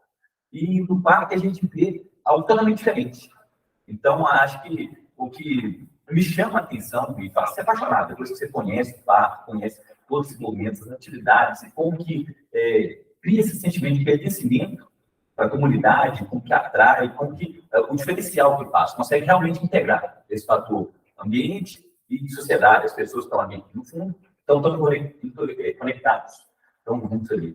E a curiosidade assim, que eu vejo, em comparação também com outras unidades, como está num nível tão diferente, tão à frente. Eu penso que isso muito vai em torno da gestão, como está sendo gerido mesmo. E da onde que vem essa motivação toda, essa inspiração, que a gente sabe que é um trabalho árduo também, por parte do Alex, assim, que é o que diferencia, que tem muita coisa para ele se tornar modelo, para conseguir aproximar, criar esse sentimento de pertencimento das pessoas. Você vai proteger algo com que se identifica, algo que você faz parte. De onde vem essas ideias? Você consegue manter essa motivação, essa inspiração para poder estar desenvolvendo esse trabalho? Eu vou te responder até talvez seja uma forma talvez egoísta, porque o nosso trabalho se torna mais fácil. Quando a gente faz esses projetos, não é porque, claro, a gente faz por amor e porque gosta, né? Esse próprio final de semana que passou agora, teve um encontro da turma, aqui no Doutorado, a gente participava e tinha um projeto da volta na Rádio Moeira. Então, assim, a gente abre mão de muita coisa. Mas, o que eu quero dizer para você é o seguinte: o nosso trabalho com todos os projetos de comunicação facilita a nossa relação e facilita o nosso trabalho. Se não tivesse, talvez a gente ia ter muito mais embate e problemas de comunicação, de conversação, de explicação, e ia dificultar o nosso trabalho de levar os informes de parque, isso é algo mais forçado. Então, assim, o que eu quero dizer para você? Talvez, quando a gente faz, pensa, nossa, gás, mas é o gás de facilitar o nosso trabalho. Nós estamos trabalhando para que o nosso trabalho seja facilitado. Assim, não sei se está dando para entender o que eu estou querendo dizer, mas é mais ou menos assim, sabe? Nesse sentido. Como é que tá a internet? Olha, aqui mais uma bateria de elogios, Alex. Aqui, Ana Carolina, Diego Pimenta, Danilo Silva, Valéria Almeida, todo mundo te elogiando. E tem um comentário aqui do Esteis, falando que as trilhas são muito bem sinalizadas, e inclusive a galera do parque tem artistas que fazem placas todas estilizadas. E uma pergunta aqui do André da Silva, que é do Caparaó também. Gostaria de saber do Alex se ele tem conhecimento do envolvimento da sociedade e comunidades locais na criação e gestão da unidade de conservação que ele nos apresentou. E hoje, com a sua atuação nessa unidade, como ele avalia essa participação, a participação da comunidade, das comunidades locais da sociedade? O parque eu entendo que a participação ela começou em 1989, quando eu contei aquela situação da ameaça de destruição da mata, para algumas pessoas, principalmente o Tomás, que é um morador de Poema, envolveu muito na defesa da mata. Então, acho que ali naquele momento já começou a dar uma importância. Quando eu falo 1989, gente, eu estou falando de um cenário totalmente diferente do que é hoje, né? Dentro das questões ambientais, que eu quero dizer, tá? De proteção. Hoje, às vezes, qualquer assunto dessa temática ganha uma proporção. Em 1989, não. Podia, às vezes, ter grandes áreas de desmatamento e não ter repercussão nenhuma, né? Hoje já é diferente, por N motivos. Só que, aí esse assunto meio que ganhou dar uma visibilidade para a mata. O parque ele teve um processo de criação que não surgiu de iniciativa da comunidade. Isso aí é um fato. Mas também não teve movimentos contrários, porque justamente existia essa ligação da comunidade com a mata. Não vou dizer da ligação da comunidade com o parque, porque o parque veio depois. Para a comunidade, talvez podia ser qualquer outro tipo de categoria, mas foi o parque. Mas aí, a ligação, eu acho que vem com os trabalhos, com os projetos. Porque a comunidade começou a participar, começou a valorizar, começou a estar junto, tanto no projeto do Natal, que eu tinha falado aí, sabe? Que é o projeto do Natal, as comunidades, toda criança vai e ganha um presente. Pode parecer simples assim, mas é uma forma de participar também do parque, ela sentir o parque como dela, sabe? Então, tem todo esse envolvimento. Eu queria só destacar uma outra questão também, aí, principalmente os jovens aqui já sabem, a gente começou a ecofolia, como eu disse, já aconteceram 9 edições. Desde a primeira, um grupo vem se fortalecendo a cada edição, e esse ano eles institucionalizaram um instituto, chama Instituto Socioambiental Gigante Verde, que é um grupo, a qual até você falou o nome de Stacey aí, Stacey Lewis, não é isso? Isso. Ela é a presidente do Instituto. Então, assim, ela veio participar do projeto do parque, e aí ela vai ter muita conversa com ela, vou até pedir a licença.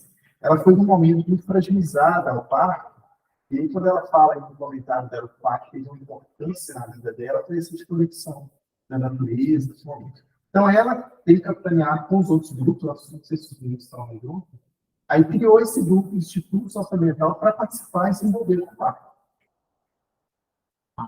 Que é o fruto desse projeto, da ecofolia. É só falando assim, essa dimensão de um projeto que de novo está crescendo.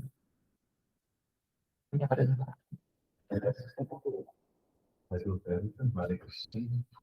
Também, Isabel. Eu perguntaria assim, como tão novo e tão maduro, né? É muito bom. Eu queria te perguntar se na elaboração do plano de planejamento, você conhece os diferentes parques, as diferentes instâncias, se por acaso alguém com o nosso perfil está relacionado ao lazer, considerando que o lazer é uma das principais vocações ou funções dos parques hoje, se você tem notícias de acontecer esse tipo de participação, pensando, né, nos diferentes profissionais que a comunidade participa. E a outra pergunta que você falou que ia falar um pouco da simbologia dos piranhas, e acabou não falando. Aí eu queria que você falasse. Sobre os planos de manejo, eu entendo que não. Eu acho que o lazer precisa ser mais visto pelos gerentes como fundamental para se trabalhar diversos aspectos da conservação. Então, eu diria que ainda não. Sabe? Que ainda tem um caminho longo, sabe? Nesse sentido. Sobre os mirantes, então, eu mostrei até uma foto na apresentação aqui, da Vitor Limoeiro, né, de parque, e também mostrei no vídeo foto que tem uma cruz. Aí, então, geralmente, os mirantes, esses locais, eles têm cruzes que tem uma simbologia. No caso do Limoeiro, tem uma caminhada que acontece no primeiro domingo de maio, todo ano. O primeiro domingo de maio acontece, chama-se Caminhada de Santa Cruz. São 13 quilômetros que passam pelo parque. Então, tem essas cruzes no mirante, onde as pessoas tocam o cajado e vão ao trajeto final. Então, quando eu digo simbologia, além, né, da contemplação, que eu acho que é fundamental, né, da toda a paisagem, isso tem essa questão da puxada para a religiosidade mesmo, que são as cruzes que estão nos mirantes. Eu sei que tem uma cruz também também é do alto, não sei se o da maneira também tem. Pois é, ele tem todo esse significado que eu entendo desses pontos mais altos. Tem outros tipos, além da população. O que eu conheço, não. Eu até acredito que talvez tenha outros mais importantes. Eu falo de questão de altura de alguns mirantes, que possa ter. Eu não sei se a bandeira tem também da cruz. Mirante? Não, algum assim símbolo. Tem a própria bandeira, que foi o movimento lá da chegada, né, no verde, mas tem embaixo, tem uma tradição ali, fizeram o platô que é para fazer uma casa, é isso, é a religiosidade e a dimensão nacionalista, assim, né? De patriotismo. Esses tipos de elementos.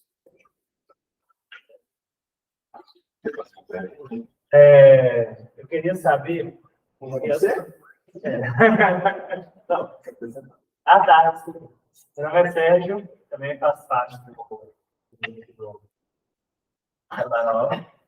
e participação física, né? Queria saber, eu estou meio que acompanhando muito o Minas Trek, os eventos que tem e tudo mais.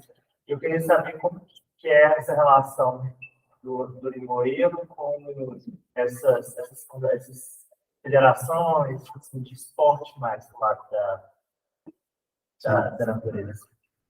Não temos contato, não.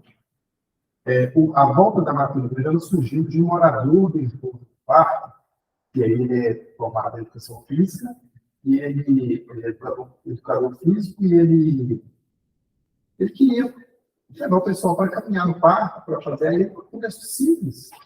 Mas como uma proporção, hoje já está na... Tanto que a primeira medalha, eu acho que eu até mostrei no slide, ela não foi específica de um animal da fauna. Aí depois foi crescendo. Mas assim, a gente queria reforçar, se tiver alguém dessas associações nos ouvindo, ou se essa mensagem chegar para eles, estamos abertos a diálogos e conversar. Mas não temos ainda não, sabe? O X-Terra, sabe? Ele aconteceu em Itabira no passado. Eu sei se esse ano vai acontecer. Tá? Mas o pessoal até costuma comparar muito a linha do parque com o que eles fazem em Tiradentes, questão de tragédia, tudo que é parecido. Essa é uma lei do diálogo. É porque isso acontece com a professora da FEMITEC, que é a Federação Mineira de Trekking e Guarapé. E aí, tipo, esse ano já aconteceu no Betim, Taxari Sul, já aconteceu em São Luís, acho que assim, meio que é divino, sabe? Eu posso conversar com você. Nos coloca nesse diálogo aí, nessa conversa. Claro. Vamos querer sim. Mas alguém? Tem só um comentário aqui que a Stacy ficou empolgada com essa fala. Falou, somos nós mesmo, e FGV, que tem FGV mesmo? Instituto Socioambiental de Nascimento. Isso, é o que você falou por último. É um reflexo do quanto o voluntariado é apaixonante e nos aproxima das unidades de conservação. Pediu para você comentar sobre a campanha Aqueça Seu Coração, que envolve as comunidades do entorno do parque. Como eu disse, sim, o programa de mineração trouxe alguns projetos aqui, que eu pensei assim, mais relacionados talvez com as evidências de lazer. O Aqueça Seu Coração é um ramo do programa de mineração, e aí nesse ano o pessoal do Instituto está buscando, eles estão arrecadando recursos financeiros para a compra de coberturas para as famílias carentes do entorno do parque. Eu sempre falo, toda a reunião que a gente tem o seguinte, eu acho que a unidade de conservação, e assim, gente, eu quero dizer que, apesar de estar aqui agora como servidor, né, no horário de trabalho, essa minha fala eu queria desconectar, a fala do Alex, tá? Cidadão. Eu acho que a unidade de conservação ela não pode ser desconectada da realidade local. Não adianta nada a gente ter uma unidade de conservação linda, maravilhosa, cheia de atrativos, cachoeiras e grutas maravilhosas, mas o entorno todo carente. Carente que eu falo assim, até passando fome mesmo, sabe? E aí, assim, a gente tenta fazer a questão da geração de renda, tenta a questão dos guias, ela falou, mobilizar, e aí a gente conta com parcerias, como o próprio Instituto, que tenta mobilizar recursos para eventos e para, nesse caso aí, o Aqueça Seu Coração, compra de coberturas para as famílias mais carentes. Como que são definidas essas famílias? A gente conversa com os agentes de saúde, não sei se aqui em Belo Horizonte tem agente de saúde, tem, né? Em Itabira tem forte, assim, na zona rural. E as agentes de saúde vão uma vez por mês em todas as casas. E lá elas têm conhecimento do que está acontecendo, como que é a realidade. Então, essas famílias, elas passam esses nomes, e aí a gente tenta apoiar. Não é só cobertores, não. Tem arrecadação de cestas, que também, às vezes, algumas pessoas criticam, falar, mas está levando alimento, mas não está. A gente está, pelo menos, tentando fazer alguma coisa nesse cenário. Tá? Massa. Maravilha. Qual você aí, Félix? A gente vai chegando aqui ao fim, né, do nosso ponto. Parabéns, Alex, mais uma vez. Sucesso na carreira, sucesso no parque. Agradeço o convite, a confiança, fazer parte desse movimento tão inspirador de vocês, para Projeto Filhos, para e a gente fica por aqui. Um abraço e até depois. Só a última, com relação aos sorteios. Não esquecer, não. Vou pedir para ninguém trocar de lugar aqui. Não, aí você está no bagulho. E aí a gente faz o sorteio do presencial. Agradecer a todo mundo, né? Que já fez agradecimento, que está no online. Marquinhos encerrar a gravação para a gente. Quem está assistindo depois vai ficar assim, pô, mas eu quero também. E no online, galera, só sinto muito, né? Agradecer.